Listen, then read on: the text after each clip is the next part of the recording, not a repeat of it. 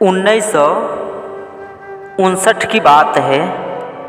संत श्री अभिलाष साहेब जी उन दिनों छत्तीसगढ़ के करगा गांव में संतों को बीजक पढ़ा रहे थे।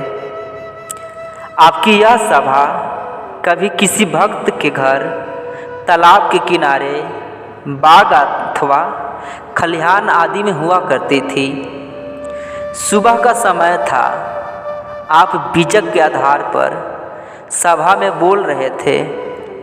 एक भक्त थे जिनकी उम्र 45 से 50 वर्ष रही होगी। उस समय वे नए नए साधु थे। सत्संग में बैठे आपके विचारों के आंख बंद किए इतनी तन्मयता से सुन रहे थे कि दूसरों को लगता था मानो वे सो रहे हो।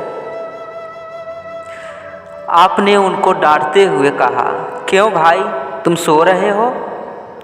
साधु ने कहा, नहीं साहब, सो नहीं रहा हूँ, सुन रहा हूँ। दूसरे दिन फिर वे वैसे ही बैठे सुन रहे थे। फिर आपने पुनः टोका, तुम यहाँ बैठे सो रहे हो? उन्होंने कहा, साहेब जी, मैं सुन रहा हूँ। तीसरे दिन पुनः वे उसी ढंग से बैठे सुन रहे थे। इस बार आपने डांटते हुए कहा, तुम यहाँ सुनने आए हो कि सोने? साधु ने कहा, साहेब, मैं सुन रहा हूँ। आपने झिड़कते हुए कहा, झूठ बोल रहे हो? साधु दुखी होकर चुप हो गया। अगले दिन संत श्री अभिलाष साहेब जी लोटा में पानी लिए दातुन करने जा रहे थे। उसी समय संत श्री निहाल साहेब जी आ गए। उन्होंने कहा, साहेब, मैं आपसे कुछ कहना चाहता हूँ।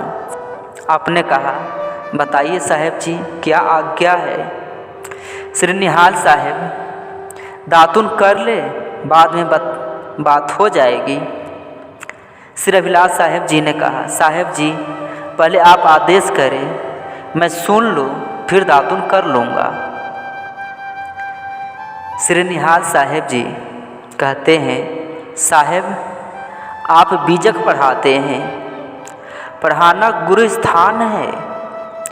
आपको अपनी बातें प्यार से कहनी चाहिए। आपने उस साधु को सबके बीच में कह दिया, झूठ बोलते हो।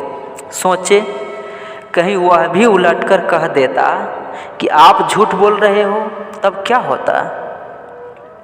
संत श्री अभिलाष साहेब जी गंभीर होकर लोटा और दातुन जमीन पर रख दिए।